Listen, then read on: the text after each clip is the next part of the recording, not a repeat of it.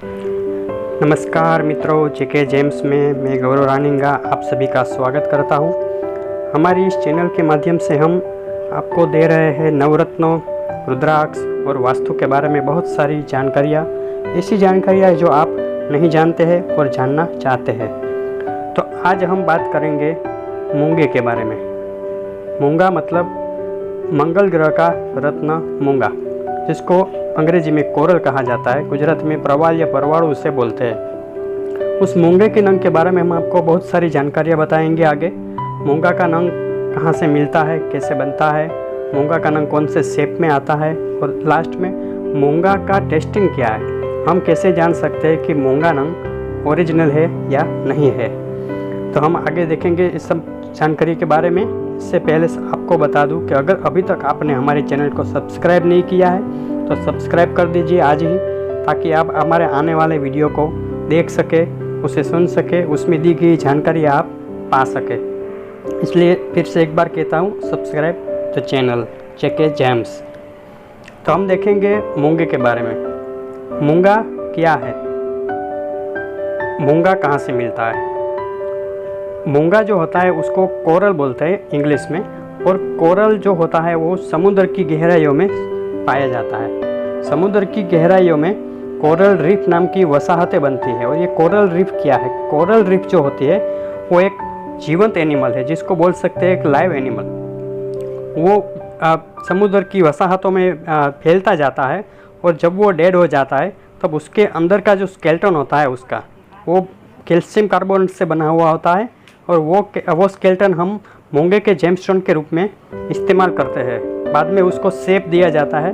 Mostly जो coral होता है उसका शेप होता है लंबा, मतलब कि कैप्सूल टाइप का, और कुछ कहीं कहीं उसको त्रिकोण में भी पहना जाता है। और हम आगे देखेंगे कि कोरल कहाँ से पाया जाता है ज़्यादातर। तो कोरल ज़्यादातर पाया जाता है इंडोनेशिया की कोरल रीफ से।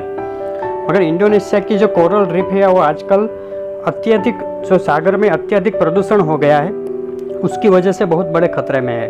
तो वो कोरल रीफ को बैन कर दिया गया है, मतलब उस पर रोक लगा दी गई है। तो वहाँ से मूंगा निकालना मुश्किल हो रहा है, और उसकी वजह से मूंगे का दाम भी बढ़ रहा है। और दूसरी जगह से जो कोरल आता है वो आता है इटाली से, जिसको इटालियन रेड कोरल बोलते हैं। इटालियन रेड कोरल हमारे भारत देश में सबसे ज़्यादा बिकता है, और सबसे ज़्यादा उसका क्वालिटी भी सबसे ज़्यादा अच्छा होता है। और इटालियन रेड कलर जो वहाँ पे जो मेडिटेरियन सी है, मेडिटेरियन समुद्र, वहाँ की गहराइयों में 10 से 300 मीटर नीचे की गहराइयों से इटालियन रेड कलर पाया जाता है, और उसको बोलते हैं कोरालम रबरम, उसकी लैंग्वेज में उससे बोलते हैं। और हमारे तो मालूम है आपको, उसको प्रवाल कहा जाता है या फिर मूंगा कहा जाता है। और अगर हम भारत की बात करें, हमारे देश की, तो वहाँ कहाँ पे वो मिलता है। तो भारत में कुछ जगहों पे कोरल पाया जाता है, मगर वो बहुत कम है।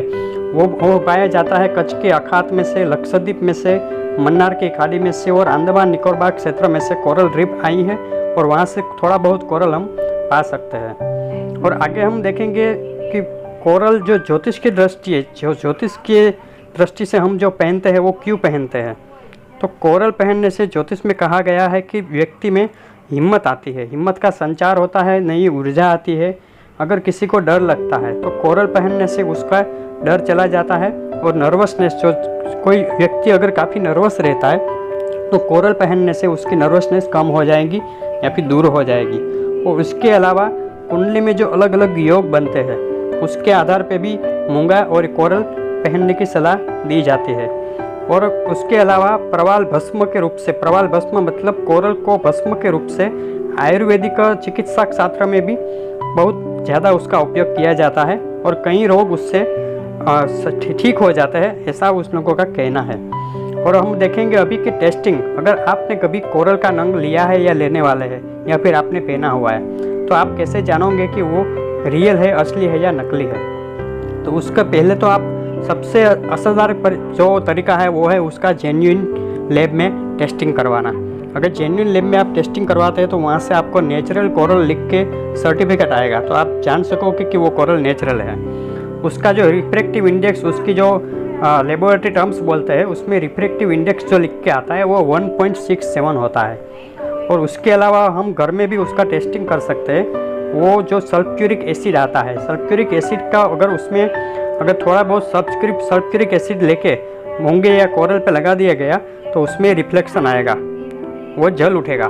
तो उससे आप पता कर सकते हैं कि वो नेचुरल है। अगर रिफ्लेक्शन नहीं आया तो वो प्लास्टिक या कोई भी किसी से भी बना हुआ हो सकता है, नेचुरल कोरल वो नहीं होगा।